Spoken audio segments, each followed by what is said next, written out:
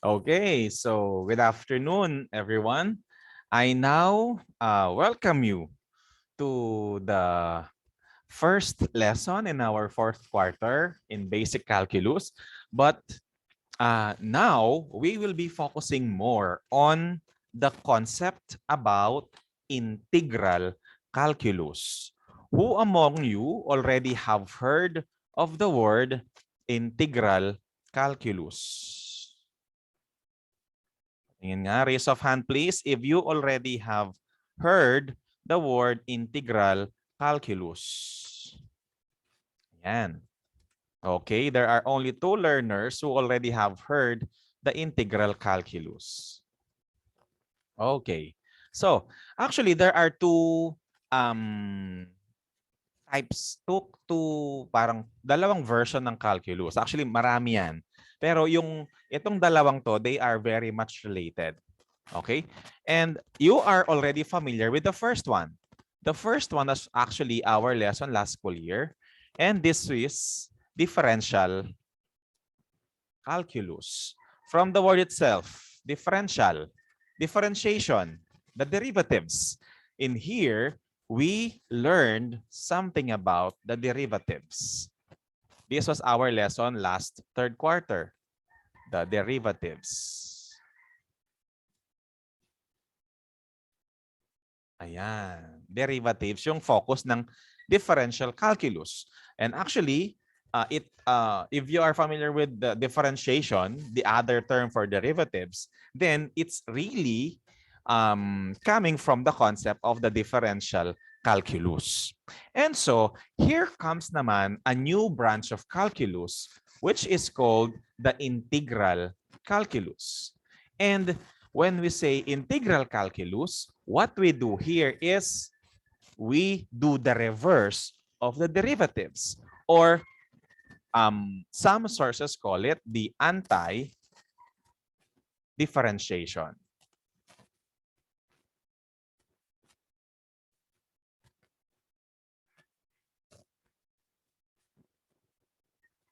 Ayan, anti-differentiation, the kabaligtaran of the derivatives. Okay, let's have a quick review of our lesson last third quarter. Okay, let's find the derivative of the following functions. Let's have, for example, f of x is equal to 2x cubed plus 4x squared minus 3x plus 4. Sige nga, this is very, very, very, very simple to all of you. This is very basic. What is the derivatives of this function? Kindly type your answer in the chat box. F prime of x is equal to what? Let me see. Let me see. Kindly type your answers in the chat box. Kindly recall the answer in this problem. What is the derivative of f of x is equal to 2x cubed plus 4x squared minus 3x plus 4? Very good. Your classmates are now posting their answers, but it seems like some were a little confused with some of the terms. Okay, tingnan natin. Ready? O, doon sa mga nakapansin, ayusin. Game. Okay, yan. May mga nakaka-realize ng kanilang mga mistakes. Okay, so to answer this, f prime of x is equal to, you know the process. Let's multiply the exponent and the coefficient, that becomes 6. And then copy the variable and then subtract the exponent, that becomes squared. Right? And then we do the same for the rest of the term. So this becomes plus 8x minus, for the 3x, what will be left here will only be 3. And of course, this will become 0. And so no need to write or answer, or no need to write the 0 anymore. So this is the derivative of our given function. Okay, show me a reaction if you can still recall that concept. Let me see. Very good. Okay. Nice. Okay, so ganun lang yon. All we have to do is to do the differentiation rules, and we will arrive at the derivatives of our given function. Now, let's go to the anti-differentiation. If derivatives is also called differentiation, this is also called differentiation.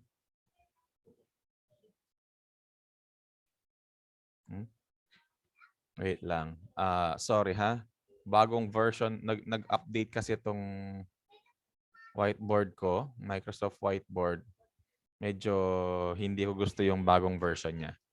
Okay, differentiation, that's for the differential calculus. For the anti-differentiation, we will do the reverse. From the given derivative, we will be doing the anti-differentiation to go back to our original function. Okay, that is the concept, or that is the focus of our lesson starting this week. And so we will be dealing with some symbols that we will be using for the integral calculus. And what is that symbol? It's like an elongated S. An elongated S. Ayan. That's the symbol for integral calculus. Here. Ayan. An elongated S. And then, all we have to do is to copy our derivative kasi we will bring it back to its original function. So, this will be placed here. So, we will have here the 6x squared plus 8x minus 3. And of course, don't forget to put dx at the end. So you will be dealing with this kind of given, having this symbol, the anti-differentiation symbol, as well as this dx at the end of the given. So when you encounter this given, it simply means you need to return, or you need to put back this given to its original function. Okay? And that's what we will be learning today. So, let's have a sample. Okay? Parang from the function to the derivative, this time from the derivative to the function. Babaligtarin lang natin ang proseso. So how is that? Try to imagine, what do you think should we do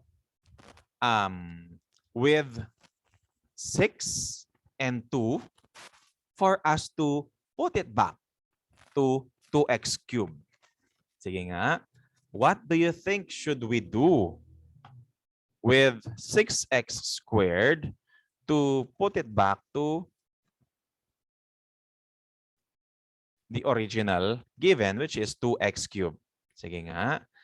Have a try. Have a guess. Anyone? Divide po yung 6 sa 2.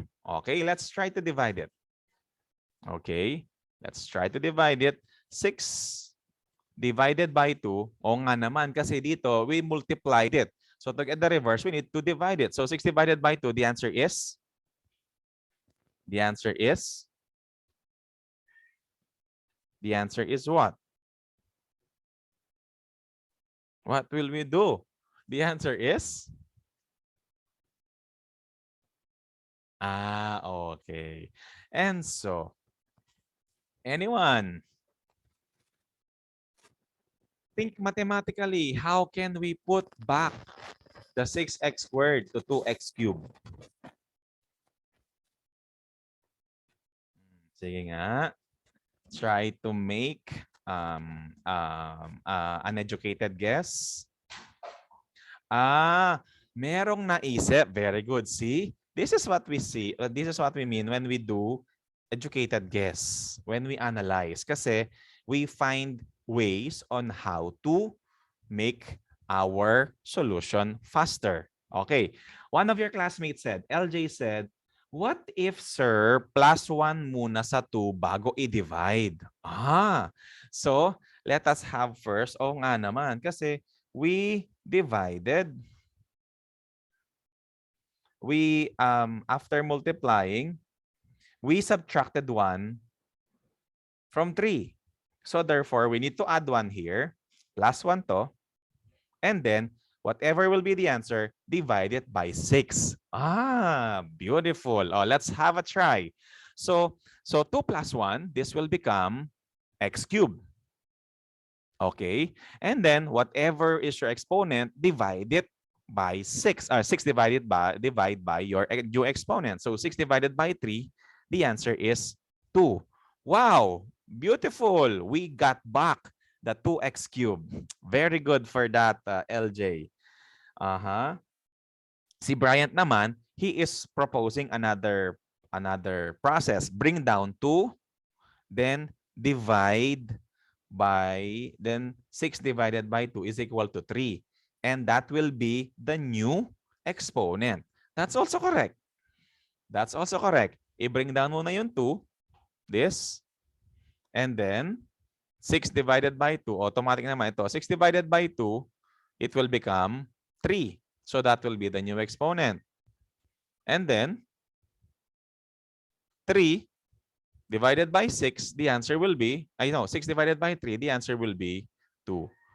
Yun. Whichever method you want, no problem. Kasi pareho lang naman yun. Okay? Very good. Thank you to those suggestions. They are both correct. Okay? Let's continue. Now let's do the same process. Parang mas madali yung sinuggest ni LJ. Tignan natin, ha? Plus, how will we put back 8x to 4x squared? Okay, sabi niya, meron siyang 1 dito, plus 1 agad. Plus 1. So it becomes x squared. And then, 8 divided by 2, the answer will be 4. Oy, very good. Balik. Correct. Now, what about 3?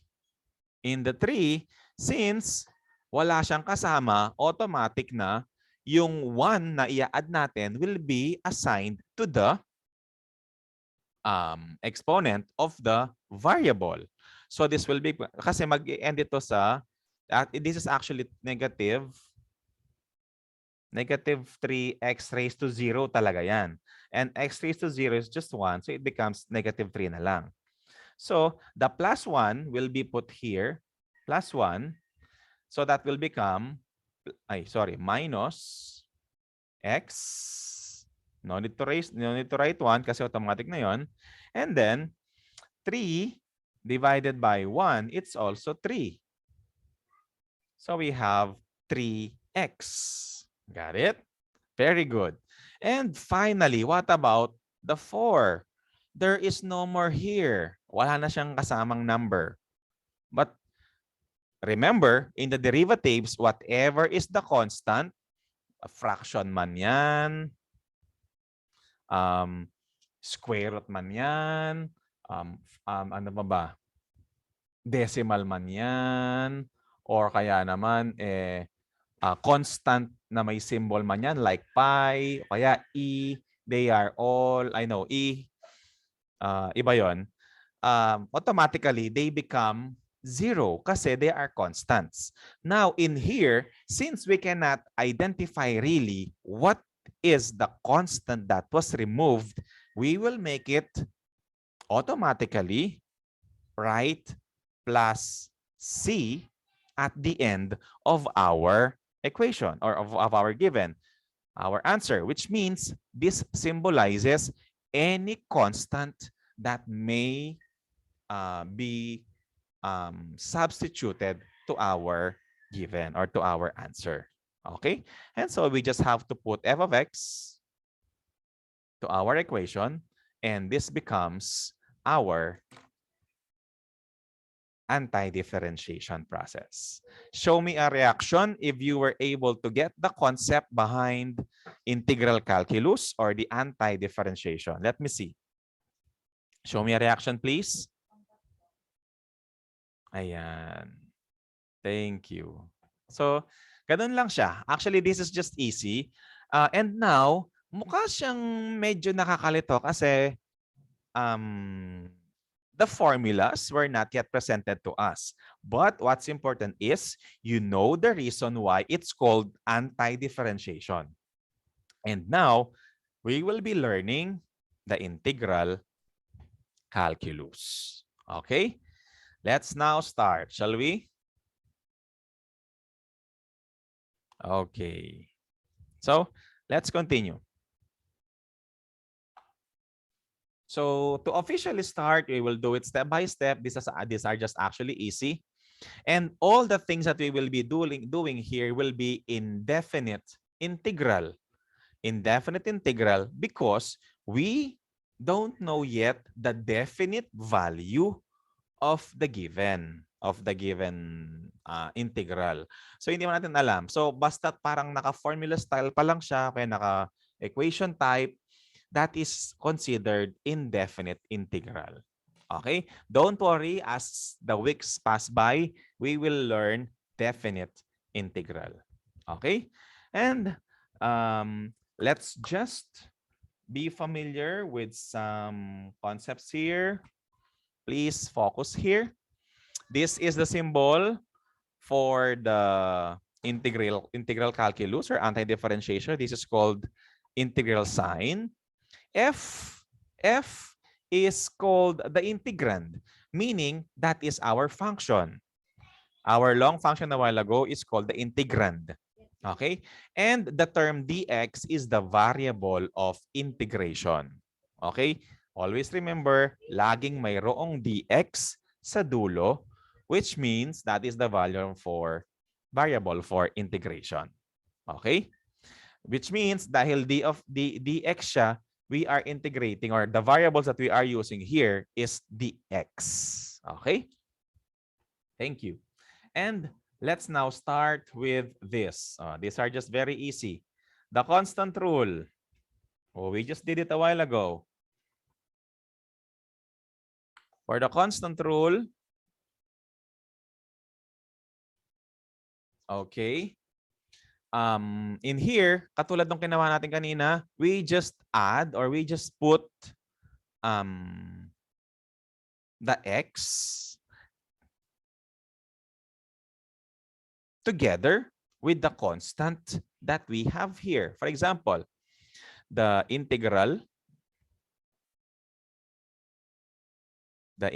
of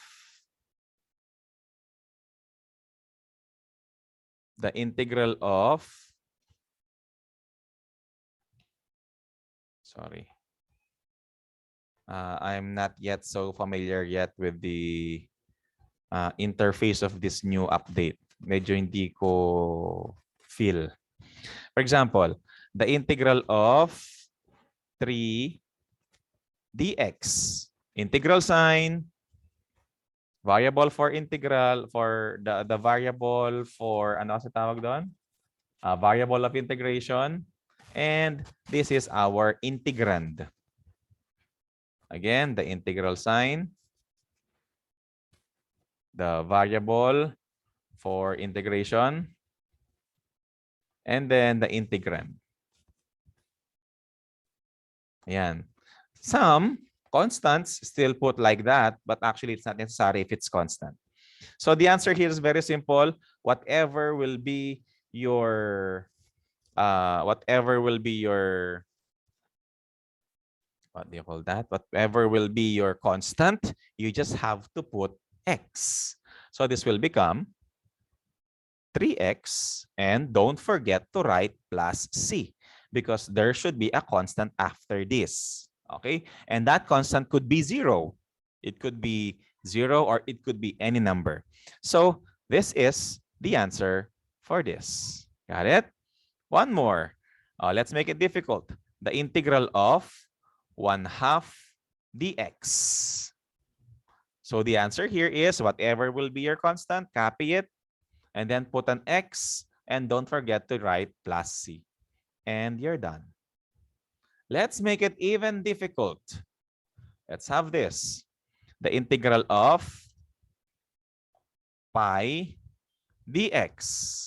And pi, remember, is a constant.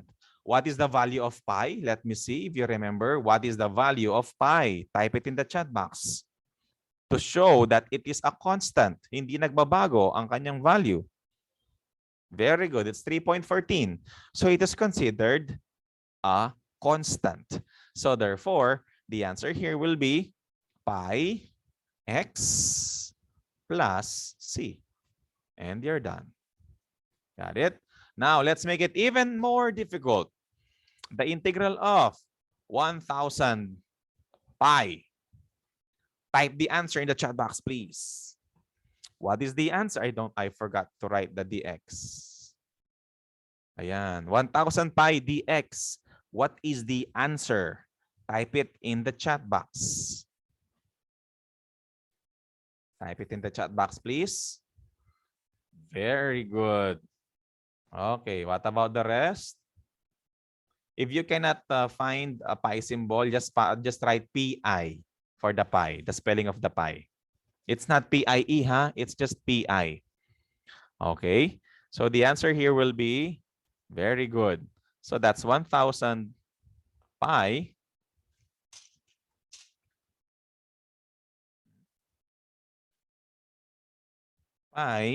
x plus c. And you're done. As simple as that. Show me a reaction if you understood that process. Very good. Nice. Oh, ganun lang siya kasimple. Oh, the power rule. We just did this. We already did this. Let me clear.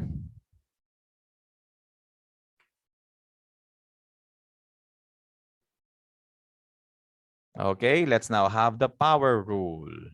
But before we continue, this is just less than a minute. I will end this now. Kindly join again for the continuation. Okay? Thank you so much.